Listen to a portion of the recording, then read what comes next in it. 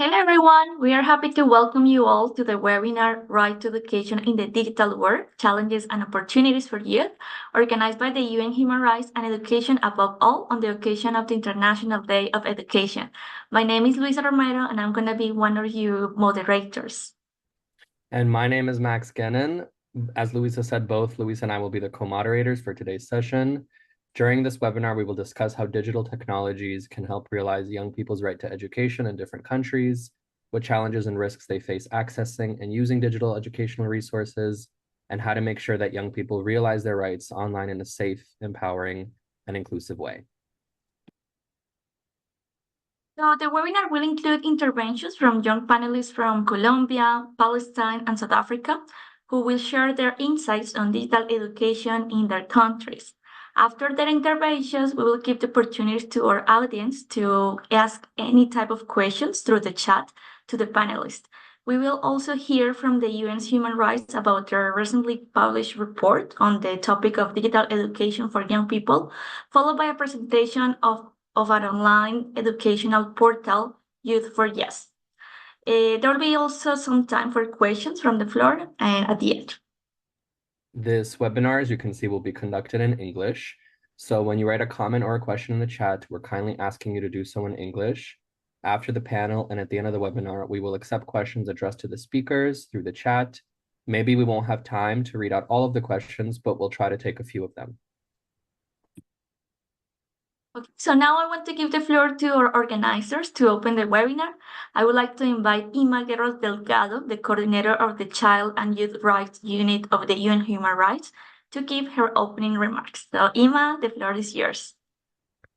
Thank you so much. And it is really a pleasure to be here. And I'm really glad to have this opportunity for exchanging with young people around the world, particularly at the moment when crises are multiplying, from violent conflict to climate emergency to deepening inequalities.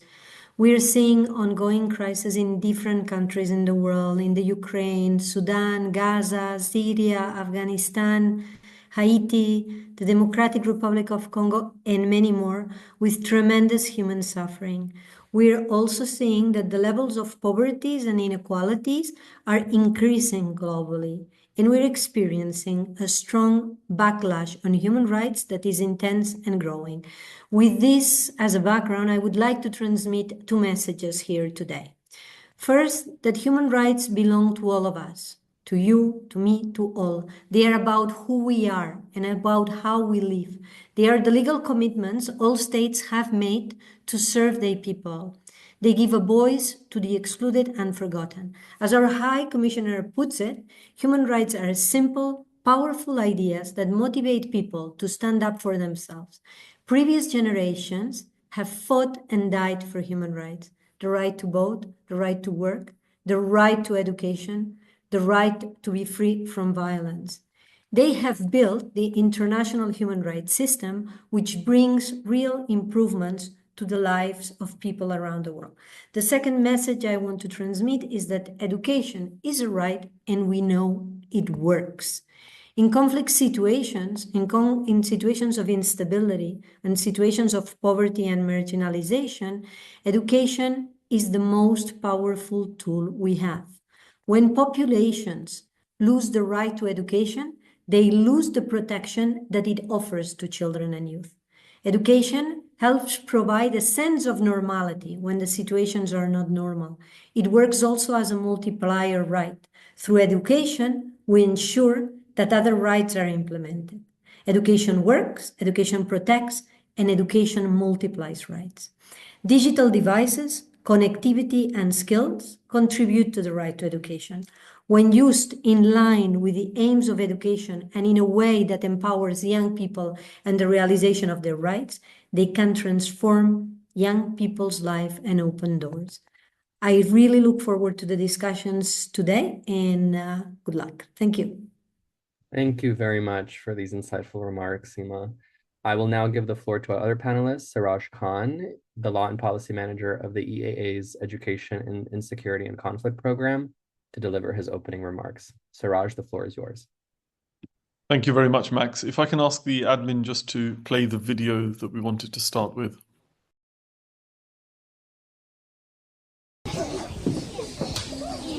Good morning, class. David? Here. Fahima? Han. Ivan? Tot. Jasmine? Jasmine? Nandito po.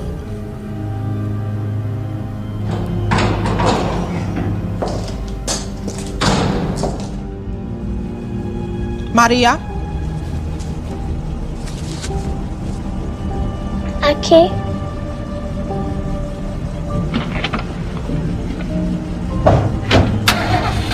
Zahir? Zahir? Zahir?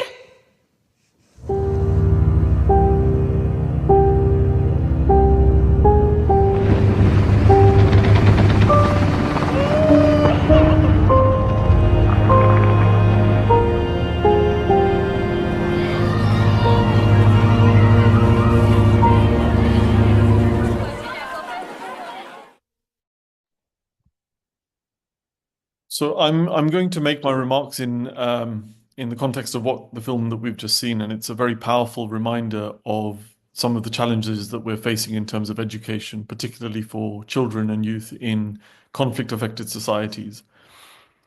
In this context, digital education is a lifeline for children and youth in these societies where traditional education systems are often disrupted due to violence, particularly in situations where schools are targeted, teachers are displaced, or educational infrastructure is destroyed. Digital platforms can ensure the continuity of learning, offering a fallback option when physical education becomes either safe or inaccessible.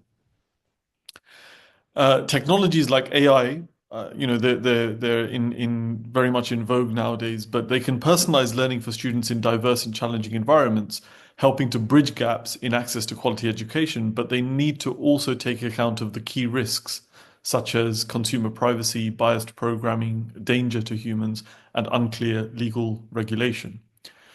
The scale of the challenges that we're facing are enormous. UNESCO reports that over 222 million children and youth globally are affected by conflicts and crises, and many of these are unable to access any form of education.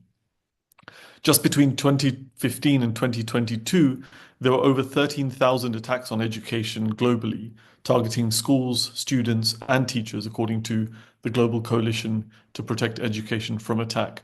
6,000 of these were between 2022 and 2023, just in the last 2 or 3 years. So digital education can serve as both a solution for protecting the right to education, but it can also serve as a tool for accountability. By offering virtual classrooms, it can reduce students' exposure to physical threats while maintaining access to learning, as long as these are high-quality learning experiences, safe and accessible to all, including those without access to mainstream digital equipment or the internet. And in terms of accountability, digital platforms could document this and share evidence of attacks on education, raising global awareness and ensuring that perpetrators are held responsible.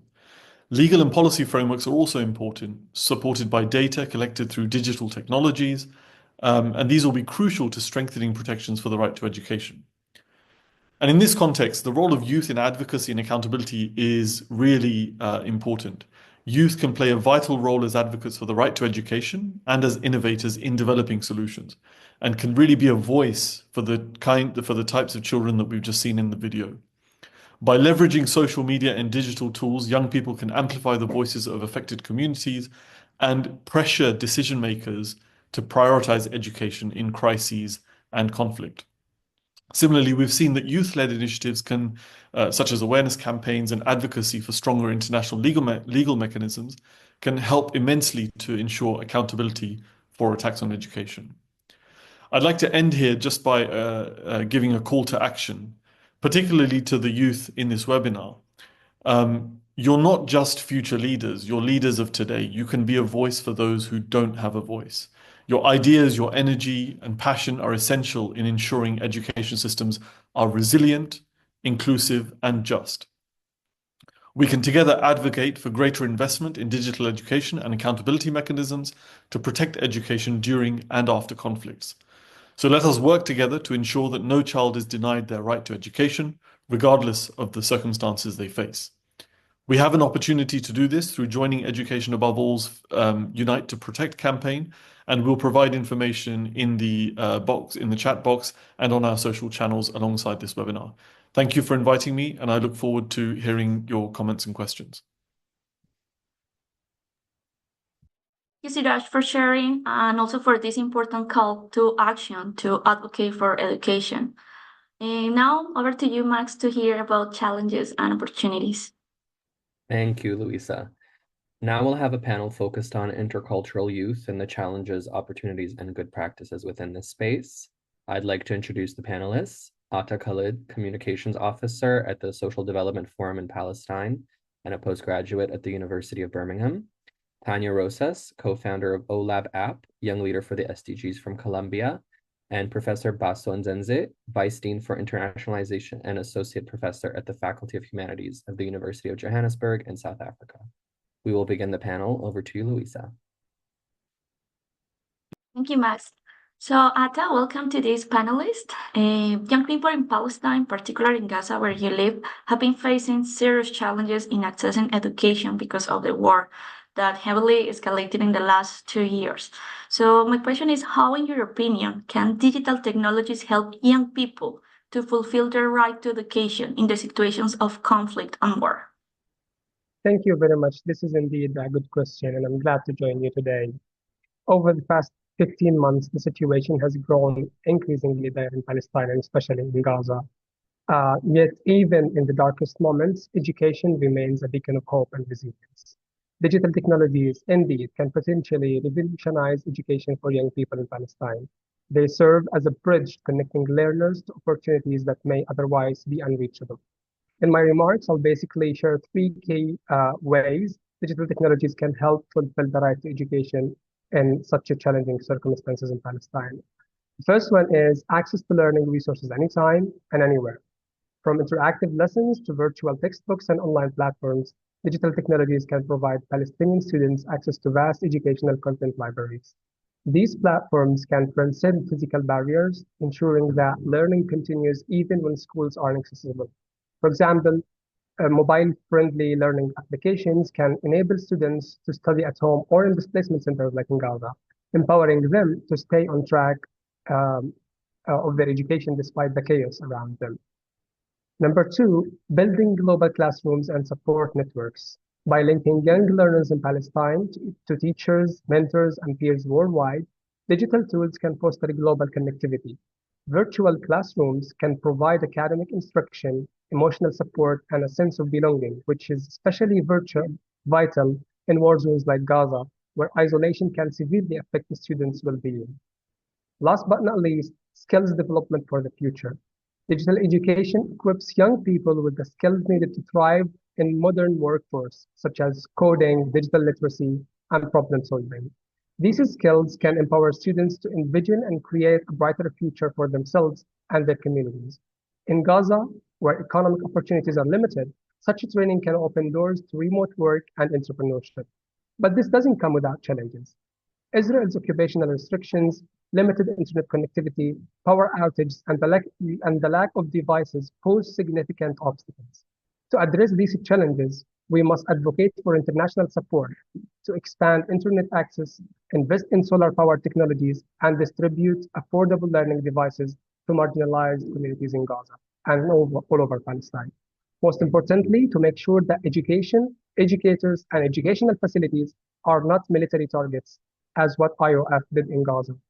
Additionally, digital education must be inclusive, catering to diverse needs, including resources in Arabic, tools, and being adaptable to people's disabilities. We must also train educators to use these technologies effectively. In conclusion, harnessing the potential of digital technologies can ensure that no child's education is derailed by war. However, this requires a collective commitment from governments, NGOs, and global community. Thank you, Ata, for reaffirming your faith in education and for highlighting the importance and the reach of digital technologies. Reminding all of our participants, if you have any questions, you can feel free to put them in the chat. Now over to you, Tanya. You launched the Original Learning Fund that supports educational programs for youth in vulnerable communities, and OLAB, the learning app adapted for Indigenous students. Based on your experience, what needs to change to ensure that digital education and its benefits reach youth from the most remote and disadvantaged communities? And how do you think young people can contribute to this effort? Thank you, Matt. That's a hard question, actually. I guess the common answer will be infrastructure. But in places like my region, infrastructure alone wasn't enough. We needed personalized solutions created with communities, and especially with youth, and focus on training teachers to lead the digital transformation. There are plenty of generic tools and digital platforms out there, but they often fall short because they lack the customization to address each community's unique challenge and each individual. Each youth is so special and so unique, and they have so many challenges to face every single day that creating like generic tools or generic solutions, or just providing infrastructure will never be enough. So we focus on creating a personalized tool that allows teachers and young people to contribute and create together content that can be easily accessible, but also personalized to their specific needs. And that's how we started growing in my region. And then across the world, we are now providing digital education in places like Pakistan, Philippines, Nigeria, Mexico, Peru, South Africa, and so much more, working directly with the youth and the local teachers. Because we believe that the solutions, if we want to find a global solution, we have to think locally. And that's my opinion. Thank you so much, Tanya, for sharing the importance of personalized solutions for the communities, especially to being able to tackle the needs from each community. Now I want to invite Vaso Nsetse. You are a Vice Dean and an Associate Professor in the University of Johannesburg and the lead researcher of the university's OHCHR and Digital Policy Research Unit. And you did so in your 20s. So in your opinion, what potential do you see in the development on digital education in South Africa? Do you think it can reduce or further deepen inequalities among young people? Thank you. Thank you very much, Luisa, and to the organizers for this invitation. It's really an honor to be here. So there is definite potential for digital education in South Africa. It's been recognized by all, especially since COVID-19, which really was a catalyst for a lot of digital transformation all across South Africa. But I must say, at the moment, digital education plays a supplemental or supporting role towards education as a whole. Nobody is arguing for a shift towards full-on digitization or even majority digitization, and for reasons I'll touch on later. So in the context of South Africa, as I say, digital education is used for really supplemental purposes, be it tutorials and self-paced online study for students who are not otherwise able to access mainstream education, or perhaps even for catching up for students who may find themselves slightly behind. So the tools that we see are both locally and internationally developed, increasingly locally developed, which gives a lot of hope in that regard. And even internationally, South Africa is a partner with Bazait University in the West Bank, and we're partnering in the Rebuild Gaza project, which seeks really to provide access to Gazan students whose institutions, last I checked, really almost every university in Gaza has been destroyed in the recent war. So there's a definite recognition of the importance of digital tools for education. The government has a digital skills policy, which was published a few years ago, about 5 years ago, which emphasizes work readiness for students and actually is anchored in the Constitution. It recognizes the constitutional obligation of the state to provide students with a globally relevant and future-proof skill set. And then the country is in some ways succeeding at the basic education level in a way that the higher education level cannot keep up. Just this year, for example, my institution received 693,990 applications. So that's almost 700,000 applications from first-time applicants, but we only have 10,500 spaces. And so the thinking is that a digital twin of our institution, or in fact for all institutions, would be able to retain those 683,000 students who will likely not be with a place in university. But there are also challenges, which is what is going to lead me to say, at the moment, if you were to implement it now, it would exacerbate inequalities, because although the country has 79% internet penetration, this is largely mobile.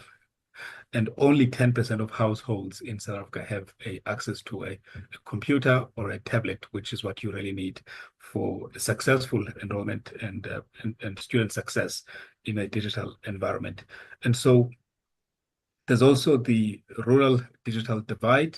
South Africa still has about 40 to 50% of our residents, citizens, residing in rural environments. And so this infrastructure gap, which comes along with that, and which is a point that Luisa has raised, would play into this inequality and actually quite increase it.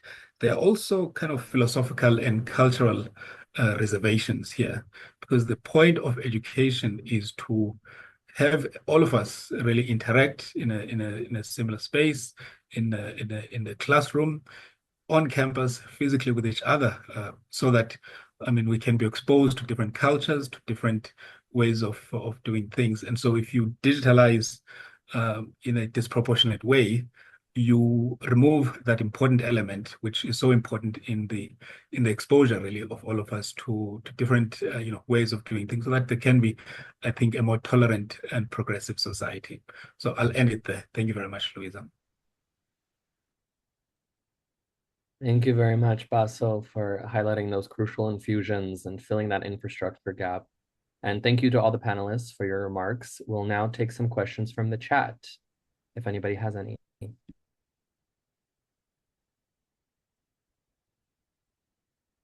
Perfect. We already have a question coming in from Manur. How can educators and parents be supported in developing their own digital literacy to support students effectively in their learning, considering many communities are not familiar with online learning and emerging technology? Who would like to take that? Tanya, Baso, or Ata?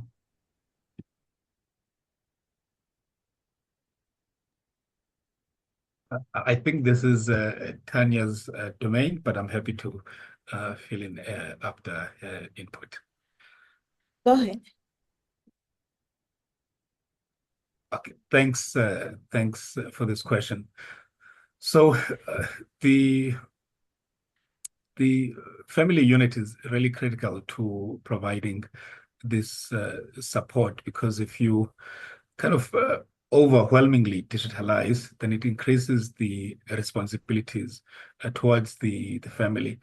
And so I would think that the higher education, or even basic education, perhaps especially the basic education foundation, needs to recognize parents and guardians really as an important stakeholder in terms of providing an effective and conducive space for students.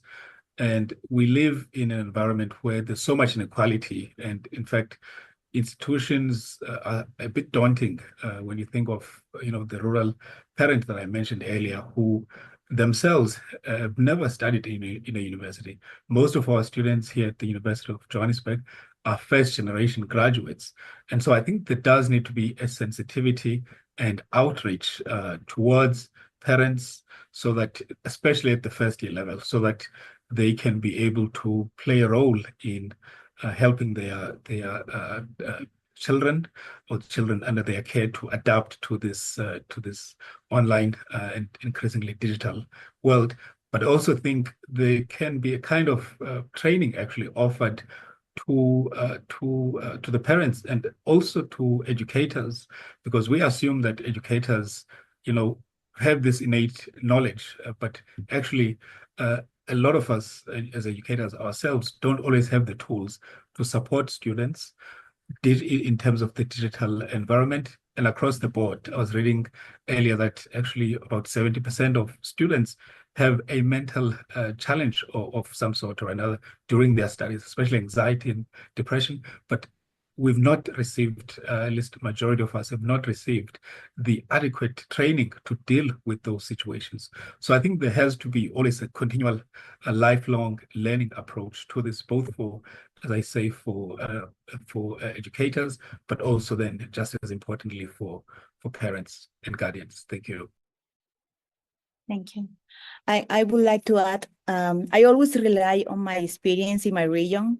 I come from the indigenous region of Colombia, so we started working, transforming schools into innovation hubs, where educators were at the center of it all. And then we invited teacher leaders and parents and everyone around in the communities to learn about digital tools and how they can take advantage of that in their communities or in their sustainability in general. So I believe that, yes, as I mentioned before, putting educators at the center of it all, and then provide, like making sure that there are hubs or places where parents can join and learn and feel comfortable learning about this new era, which is something new for them, is the best way to start making a change, and allowing them to understand it better is the solution. And then they can just not only become replicators, but just allowing them to feel comfortable with all the new changes is the first step to make it digital tools or digital education more accessible to those regions. Thank you, Basu and Tanya. And I think, Tanya, while we have you, another question that's really good that you can address is Emily Fernandez asks, as a youth, how can I become more involved in the discussion of global education?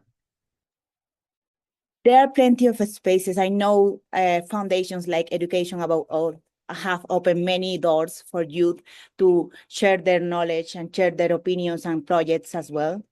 So I guess reach out to the closest organization or just online search for those spaces that are open for youth to talk and share their ideas is the best way. Like for me, I started when I was in my early 20s, learning about digital education. My father was a pioneer computer engineer in my region, so nobody knew about computers at that time. So what I started doing was reaching out, like joining some different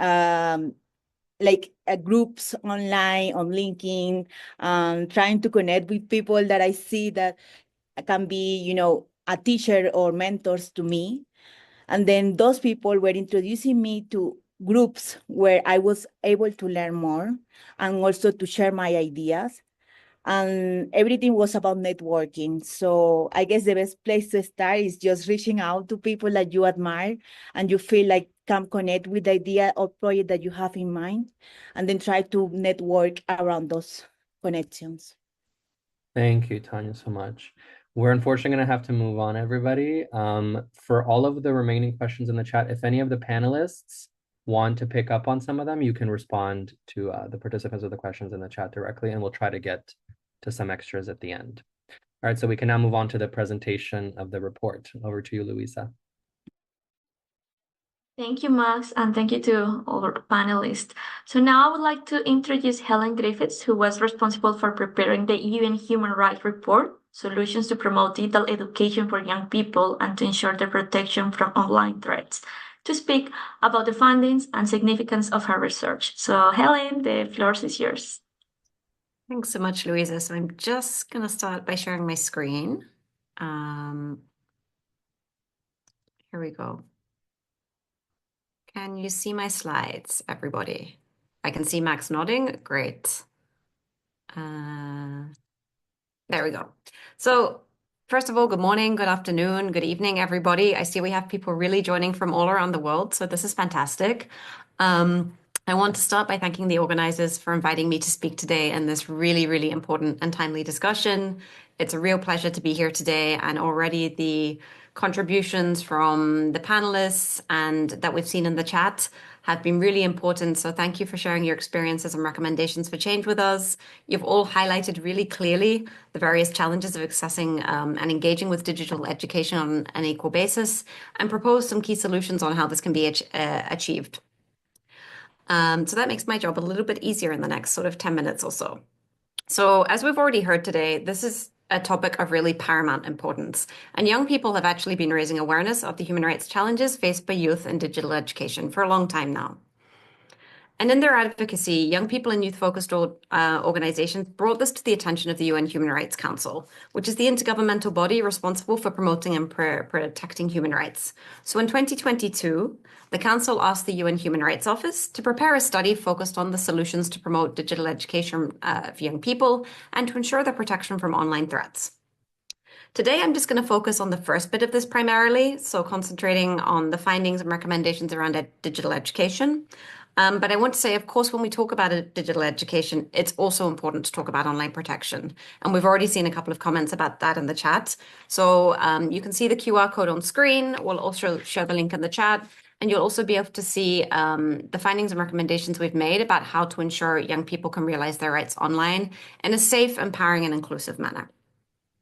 So just to sort of kick things off, this is the definition we use when we're talking about digital education. It's the use of digital technology and online resources in education delivery, teaching, and learning. So what did the study actually find? The study looked at a number of things, and it found a number of systemic and structural barriers that young people face to digital education and in realizing their human rights online. First off, young people are actually the most connected age group.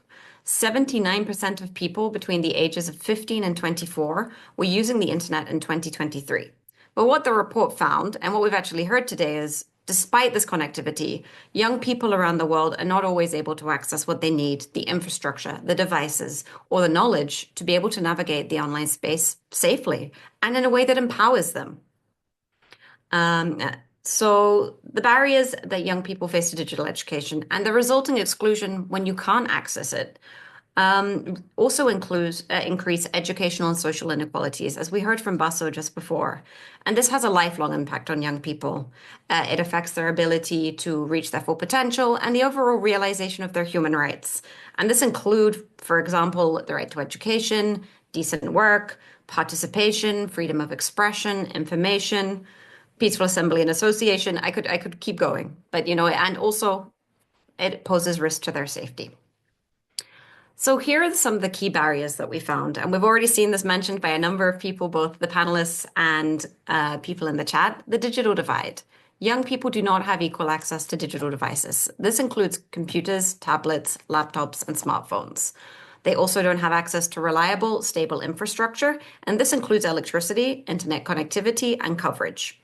For example, worldwide, 2.2 billion people under the age of 25 do not have access to internet at home. Yet, they need that, plus the access to the devices and the infrastructure to be able to engage with digital education. The report also found that the digital divide is exacerbated in rural and remote areas, in conflict settings, and as we've heard just before, also during crises, and it became really paramount during the COVID-19 pandemic. And crucially, economic means are a part of the digital divide, and they form a huge barrier to digital education. Systems are not always inclusive. So some young people face multiple forms of discrimination or are in situations that made accessing digital education more difficult. And again, this is not an exhaustive list, but this can include, as I've just mentioned, young people affected by poverty, those in rural and remote areas, or those in emerging.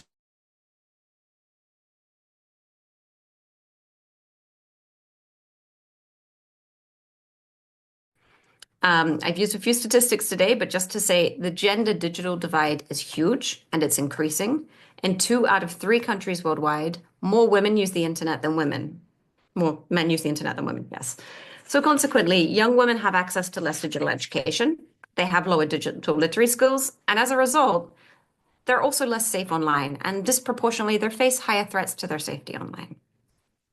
We also have an issue of inclusive design of systems. So, Atar, I think that you mentioned this. Online platforms are not always designed to accommodate the needs of young people with disabilities. There's a lack of individualized support, and there's a lack of affordable and accessible assistive technologies. We also heard from a couple of our panelists that digital education platforms and resources are not always available in relevant languages, in Indigenous or minority languages, and they're not always designed in a way that is culturally sensitive, relevant, or inclusive. All of this means that if you're not doing this, young people risk falling between the gaps and they're not engaging with digital education and they're not getting their right to education. A further gap that we identified is that young people, parents, teachers, and community leaders do not have the skills and knowledge of how to use digital technologies nor navigate online spaces. And we call this a lack of digital media and information literacy. Concretely, this means that young people and the people supporting them in their studies do not have the knowledge or the digital skills and competencies to use digital technologies ethically and effectively, or to access, evaluate, and use media and information critically. And this is hindering education delivery and quality. And if you take it a step further, in the other part of, the other part that we covered in this report, not having this this knowledge of digital media and information literacy is also linked to young people's ability to stay safe and realize their rights online in a safe and empowering way. So those are some of the barriers. Now, what does the report say in terms of recommendations? And I hope here we're going to be able to answer some of the questions that came up in the chat just now. The overall recommendation is that member states adopt a youth-centered, human rights-based approach to youth rights online, and crucially, to implement it in partnership with young people. So in terms of digital education, what does this mean? We need to create and implement the laws and policies which are grounded in human rights obligations to establish a comprehensive human rights-based approach to promote digital education. We need to put in place universal access to the digital devices and to reliable and affordable electricity and telephone services, and reliable, open, safe, and affordable access to the internet for students, families, communities, and educational institutions. And it really needs to go to everybody to be able to support young people. We also need to make digital media and information literacy a part of formal education curricula at all levels for students and for teachers. Inclusive systems. We've talked about this a lot today, or we've heard about it a lot. You need to make sure that you're thinking about the young people in vulnerable situations or those facing multiple forms of discrimination when developing and implementing digital education systems. They need to be inclusive. They need to be gender responsive, disability inclusive, culturally sensitive. When you're thinking about all of this and you're doing that, then you're going to make sure that young people in all their diversity can have equal access to and enjoy their right to education.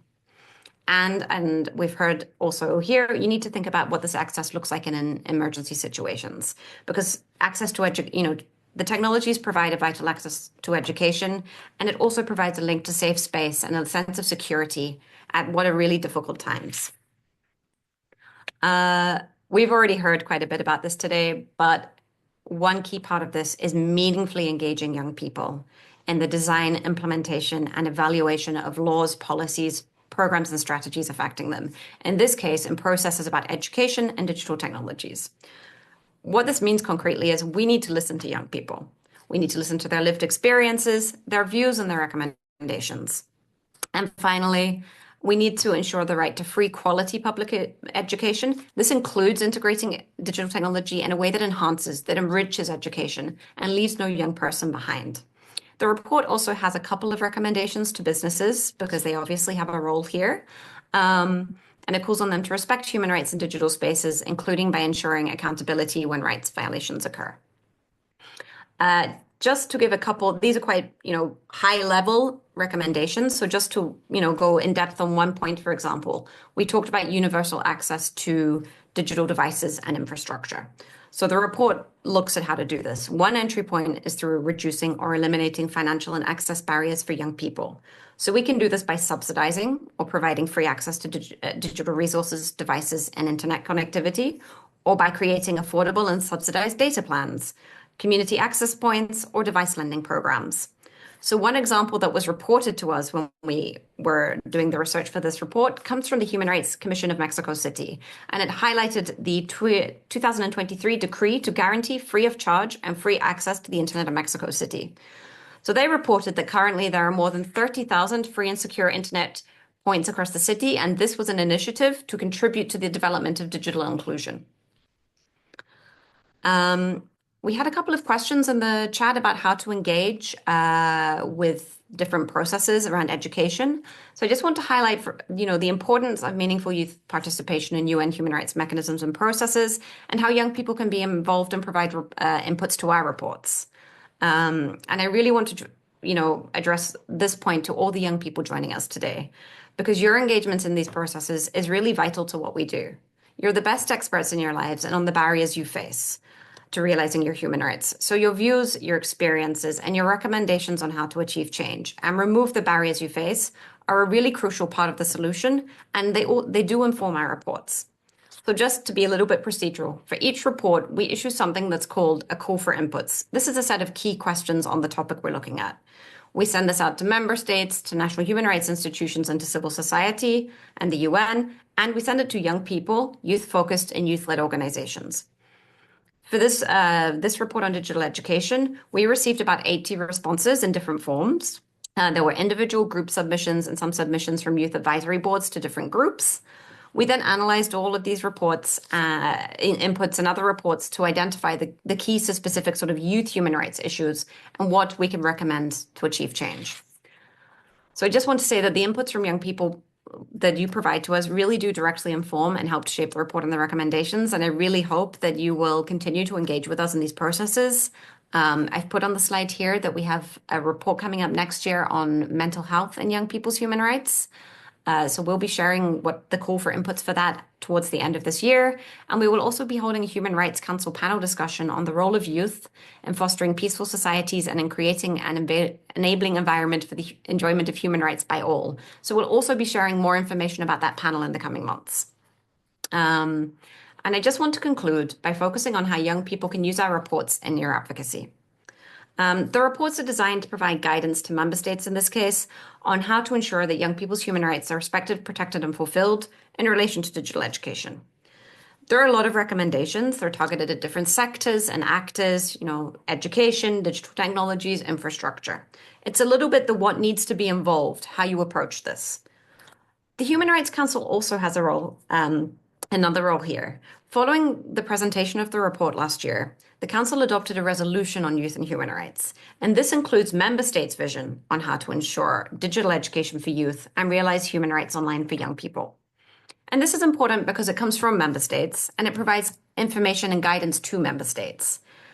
It's anchored in human rights and it helps, guide them on how to achieve this vision. So for example, between the report and the resolution, you can look at how they provide guidance on a basis for drafting national laws and policies. So we really hope that the recommendations of both will prove useful to you in your advocacy and that you can take them back to the relevant actors at the local, national, and regional level. You can use them in advocacy calls. They might serve as a basis for engaging with policymakers, government officials, legislators to support and strengthen the arguments you're already making for legislative and policy reform. And so we really hope they'll complement and support your work. Thanks very much for just taking the time. And I'm going to hand back to our moderators to hear a little bit about how to do youth rights advocacy now. Thank you. Thank you so much, Helen, for sharing this information. It's very interesting to learn about these findings, the recommendations, and especially its importance for young people. And for the panelists, if you could please answer some of the outstanding questions we have in the chat, it will be amazing. And now we'll continue with the agenda. So Max, back to you.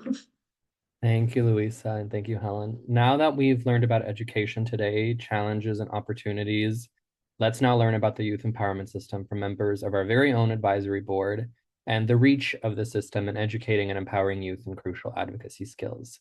I'd like to invite Shaggy and Gift to the floor. Shaggy Omar Nawai is a member of the first cohort of the OHCHR EAA Youth Advisory Board, and Gift Chikere is a current member of the second cohort of the Youth Advisory Board. The floor is yours, Shaggy.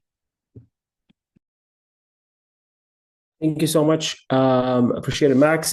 Good morning, good afternoon, good evening for everyone.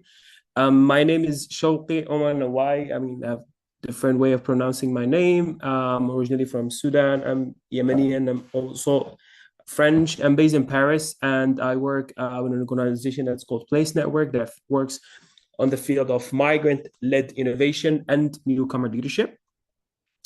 And just to give you more about the youth empowerment system and maybe dive a bit in the history of this wonderful initiative. We started this work with the OHCHR and Education Above All and Salatar in 2022 within the framework of joint project that's called for working with and for youth in vulnerable situations. Now, the project aimed at empowering and mobilizing young people, and particularly those in vulnerable situations, to stand up for their human rights through development and also dissemination of a learning resource on human rights, knowledge, skills, and advocacy. Basically, we're going to put it in simple words. The goal was to make sure that young people are co-creating this learning resource and that the partners selected a youth advisory board of 10 young human rights advocates from different regions. And I was quite lucky and privileged to be one of them. Next slide, please. Here you can see also some of the members of the Youth Advisory Board were from. As throughout the year 2022, we had monthly meetings, and the goal from them is, of course, with the project partners. The goal for them was to start developing the resource itself on human rights advocacy for the young people. And the Youth Rights Advocacy Toolkit was the final product from it. And also we had a presential meeting in Paris in September 2022, where the goal was to have the chance to meet together and, of course, to mingle, but also at the same time to work on co-creating things and items together. We had also been reviewing and commenting on the structure of the content of the toolkit to make sure that it contains the information which is useful, empowering, and also interesting for the young people around the world. So it was not just about making sure that we are coming together just for the sake of meeting each other, but also it has that component which we appreciated about how can we build this and amplify the impact that will be resulted from it. And it was presented in such a way that it can be understood by youth who are not familiar. And that's really important about how important it was to be inclusive for others, groups, and who are not, for example, familiar with the legal or human rights terminology by itself. In addition, together with the Human Rights Office, we conducted a series of regional national youth consultation in the period between May to June 2022 on the topics that were to be included in the toolkit, where we had the chance to do it in Western Africa, the regional consultation, and the Uzbekistan, which was more the national consultation. There's in Europe that has happened in the regional level, in Guatemala and in Latin America, which is national and regional consultation, and of course in the Middle East and North Africa, and finally within the Eastern and Southern Africa. And the input gathered from the young people at this consultation also contributed enormously into the development of the toolkit. Next slide, please. Now, maybe just to take you a bit about what we do with the with this toolkit. So by the end of 2022, the Youth Rights Advocacy Toolkit was developed in a format of PDF that contained 4 main sections. As you can see them right there on the screen. The first section was about human rights basics. So, and by basics, what I mean here is like, let's call it the introduction of human rights and what does that mean?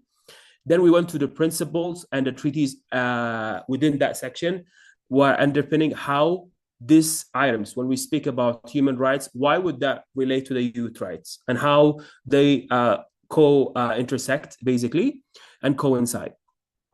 The section B was more into advocating for the youth rights. So after understanding and getting the intro into human rights, how can you after that start advocating and standing for that?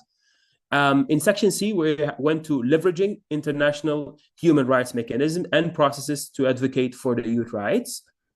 And finally, the section D was about youth rights in peace building and in humanitarian settings. And just maybe to give you like also there was a natural growth where you can see it starts from the individual where they understand within the intro in section 1 how they can get to that, until they go to section 4 and section D, where it was more about the youth rights, and it goes to the peace building and humanitarian settings, and where you can start from the individual and go to the collective and go to the community. And of course, it has an annex that was about the youth entrepreneurship. Maybe last slide, which is in 2023, and based on the efforts that has been put from the PDF itself and the version that we've received. The Education Above All launched the Youth Empowerment System. Now, what is the Youth Empowerment System? What do we mean? It's basically an online portal that aims at educating young people on human rights advocacy. And it is just the good news for you now, for all the people who are watching this, is that the Youth Empowerment System available, and the address, which is www.youth4yes.com, which is designed to be very interactive and also user-friendly and living tool that can be used by young people themselves in a worldwide setup to learn about human rights and also on how to defend them. And also, of course, to educate their peers. So it's not just about something to take and keep for yourself, but also so you can educate and share the knowledge with other people. And also the good news that the portal is already available in English, Arabic, Spanish, and in French. The development of this digital tool has marked the new stage of the collaboration between Education Above All and the Human Rights Office. And maybe just in order for you to know more about that, I will now pass the floor to Gift Shikere, who is the member of the second cohort of the Youth Advisory Board, and who will take us also about a bit further about the development of the Youth Empowerment System. So Gift, the floor is yours. Thank you so much, Shaggy. Thank you so much. And hello, everybody. And to all the panelists who have spoken so impactfully well. It's hello from here. My name is Gift Shikere. I'm a human rights advocate and art activist from Lagos, Nigeria. And also I'm privileged to be a member of the second and current cohorts of the Youth Advisory Board. And in the spirit of continuity, definitely change begins here. And the Youth Rights Advocacy Toolkit has been created, and it's still in process. And it would interest you to want to ask yourself, is this toolkit for me? Would it serve me? So the toolkit is for young people, you and I, everybody on this particular webinar, who want to learn more about the rights and how to advocate for them. Because sometimes it might be subtle to think everybody understands what the toolkit is for or what they are used for. So this toolkit provides information on some of the human rights mechanisms and processes that exist at the global level and how these can be used to promote youth rights. The toolkit also considers the importance of youth rights in the context of peace building and humanitarian settings. Also, you do not have to have so much knowledge or prior knowledge to how to experience with any of these topics that are covered or assumed for. So this toolkit is definitely designed for young people, because with all of the statistics, the research that has been done, it's important to see the place of young people and how they can impact and change and speak up for their human rights. And this toolkit has been designed to really, really satisfy that urge. Please, next slide.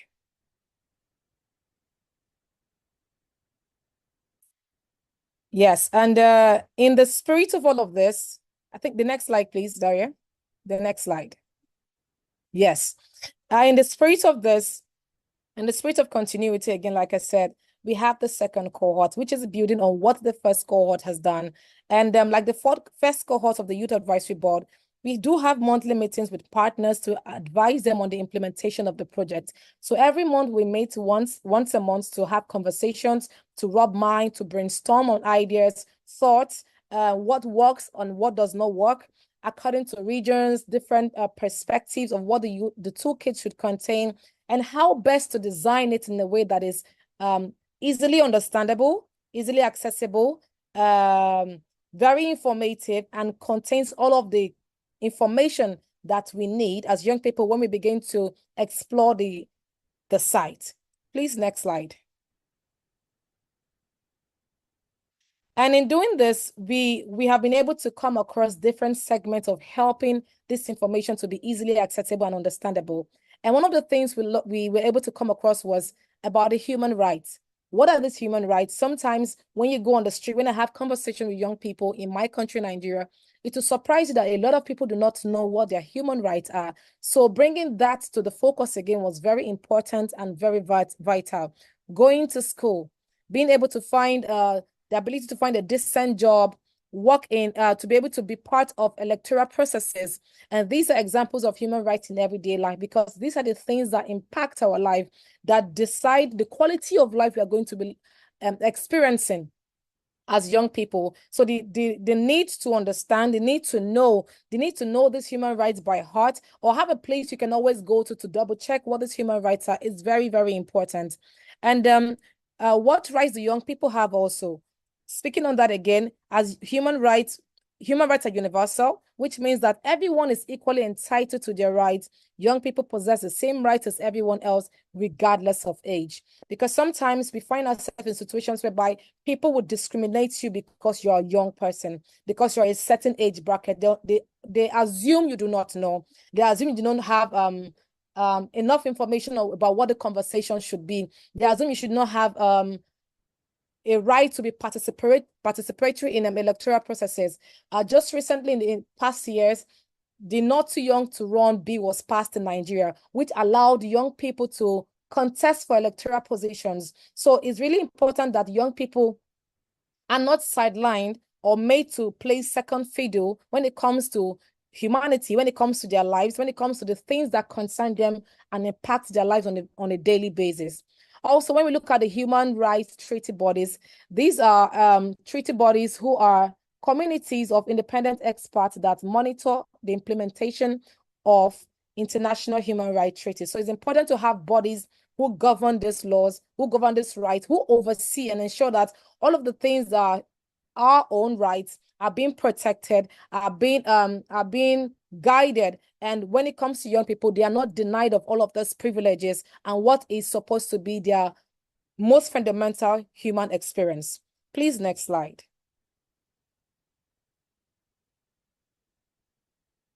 Okay, thank you. Also, the feature of the YES website was called Advocacy in Action, which means it is consistent. It is it's happening on the now. So the site was built to be a space where young advocates, young persons from everywhere around the world can share evidence of their advocacy, its aims, its activities, its success, and any lessons learned.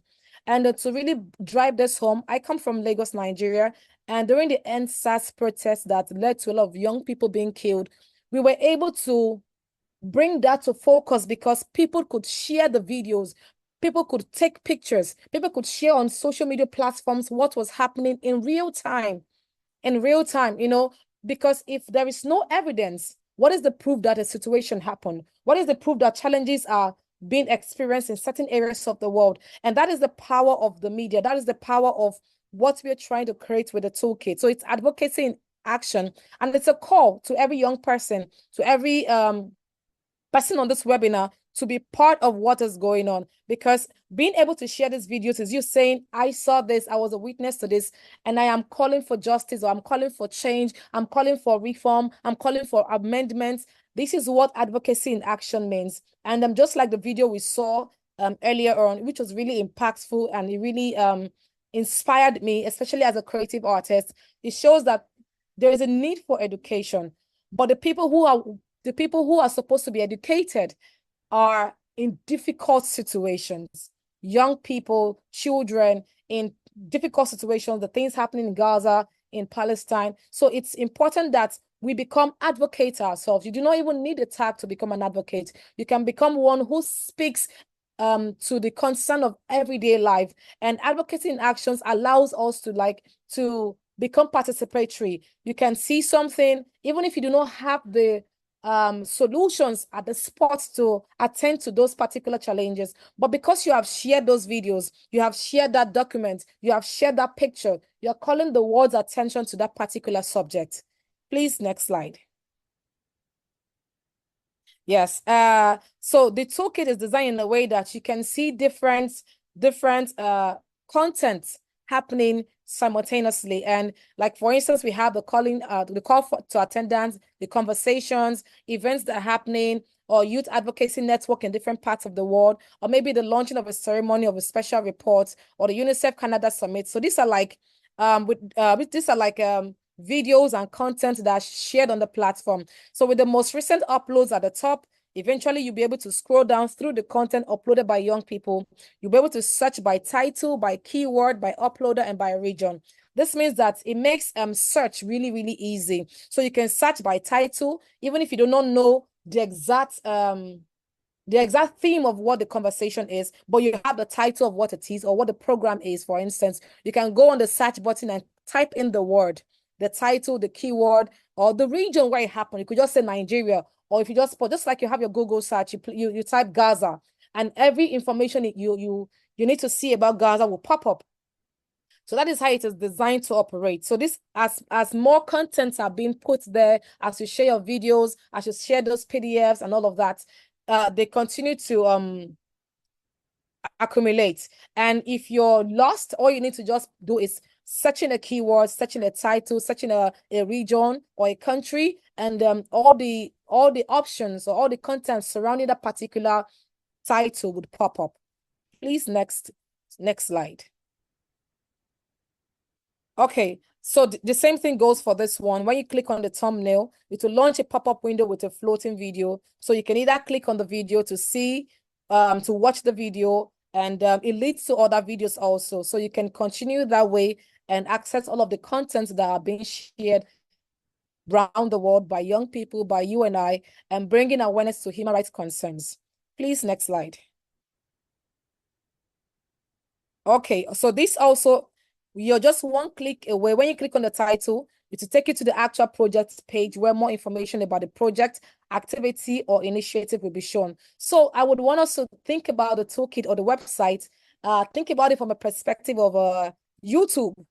You understand, like your YouTube channel, you type something, you could type a name or a region, and it will give you feedback on what that particular region contains or upholds. So it's just the same way it works. You use that same mindset. So this is really very user-friendly, just the same way you navigate your everyday social media platforms, especially for platforms like YouTube, which I believe everybody, like to a large extent, have access to, and we navigate every now and then. So it's from this perspective, it gives a similar feel of what it looks like. Please, next slide. Yeah, so also there is also a catalog of statistic resources where the PDFs and images will be compiled. So you can also upload PDFs of about 2,000 words or characters. Please correct me if I'm wrong. And then you can get to see images. This is where they'll be all compiled, and you could just click on any one of them and read through. For instance, we are talking, my fellow panelists were talking about the research document that was uploaded. So for instance, you could go there and click on it, and you would see all of those documents. You could read through, because it's important that as much as you see videos, you see images, you should be able to read through to have better understandings of what these conversations are about, what the progress of certain conversations are about, or where the implementation stages of different things that have been uploaded are about. Because sometimes when we upload videos and laws are being enforced to carry these things out, you could write something about it, about the progress of what you've posted online, maybe a video, and the government of your country or your region has taken actions and decisions upon that. You could write something, a report on that, and post here. So this is where you find all the downloads, the links to access every other thing on the particular website and platform. Please, next slide. Yes, and to scan the youth empowerment system, you could visually just scan this QR code you're seeing right now on your screen. So you could just scan it right now, and it will take you directly to the website, so you can have a run through and a look for all the progress so far we've been able to make with the second cohort, and being able to call yourself to action. Because at the end of the day, it's one thing to be on this platform, be on the webinar. It's another thing to become very participatory in what is being done. So I want to stop here and say thank you very much for the opportunity to present this. Over to you, moderators. Thank you very much, Gift and Shogi, for outlining how this system was designed and leveraged for crucial change, especially in the design of the toolkit and the advocacy and action section that young people can certainly use. We can now have a mini Q&A, so please leave any questions in the chat, and over to you, Luisa. Thank you, Max. So for anyone asking questions, you can address your question to a panelist or in general, and we'll try to get you an answer. In the meantime, we're going to start with one question. This is going to be for Atta or Basil. With more young people being online for education, this also increases the likelihood of children being victims to online harassment and exploitation. How can we safeguard vulnerable children and communities online? So I will ask our panelist, Basil, to maybe answer. Thank you. Thank you very much.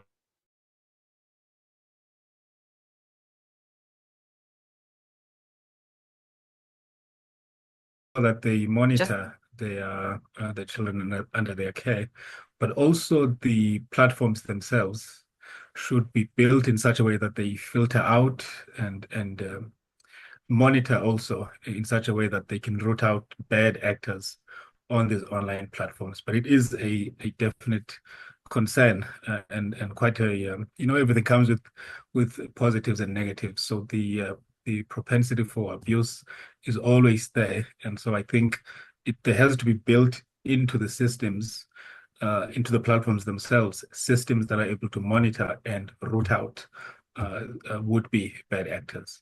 Thanks. Thank you, Basil. I also would like to ask Helen if you have something to add to this question. Yes, thanks, Luisa. So as I said right at the beginning, the report also looked at solutions to promote protection from online threats, because you can't really separate these two topics out. So the report does have a section looking at what is involved at keeping young people safe, children and young people safe in this context.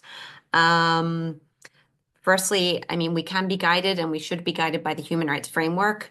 There are the principles of human rights that, participation, protection, privacy, non-discrimination, to help create a safe, inclusive, and empowering environment online. We should use robust laws and policies. Awareness raising. Here, Basso, your point on platforms, content moderation. There needs to be improved content moderation processes on these platforms. And we also need good data protection and privacy. So that's very briefly kind of the key points. I also just wanted to say that the Human Rights Council has also requested us to organize a set of regional consultations. I think there are 5 on child digital safety, and that will start later this year, hopefully. So that will also be a key process to follow and to be able to provide inputs on this topic. Thanks, Luisa. Thank you, Helen. We have another question for Atta. Could you please tell us more about how digital technologies could support students after attacks on schools or universities, particularly in conflict-affected contexts where digital penetration might be low? What is cutting edge in this area?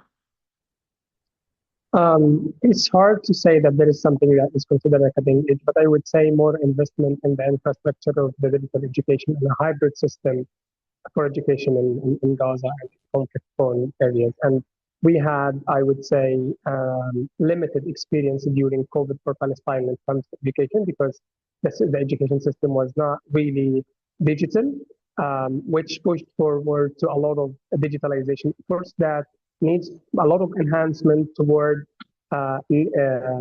getting the accessibility of it. Doesn't need a lot of super strong internet connection or something like this, but also ensuring that it could be accessible with low bandwidth, for example, or having everything to be recorded so it can be accessible at student space in different times. Having kind of the interventions for support within emergencies is support for infrastructure of education, such as internet units and safe spaces. And one of the distinguished interventions I've witnessed in Gaza is establishing safe spaces and public services hubs where students, university students, school students, even freelancers can come and work and get connected from there. So I would say more investment in the infrastructure and getting things accessible at any time, but by being recorded and sustainable. Thank you so much, Atta, for the answer. Now we have another question. Maybe this is for Basil or Tanya. The question is, how does the bridge in difficulty in teaching hands-on courses online be solved? This is a problem that was highly seen during the COVID-19 period. Therefore, how can it be solved?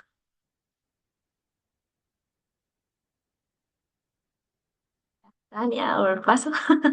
The floor is yours. So there is no universal answer for that, I guess.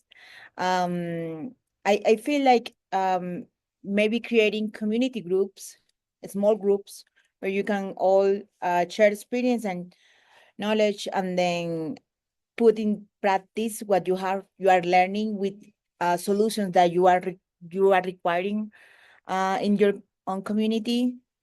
Like, for example, we make a lot of hands-on learning where students are learning about science while they are creating like solar panels in their communities, things like that. So finding problems and then trying to get the students to solve them in small groups, or finding solutions to those challenges that they see might be a good way to motivate youth to learn, put in practice what they are learning. That's some ideas that I have based on my experience.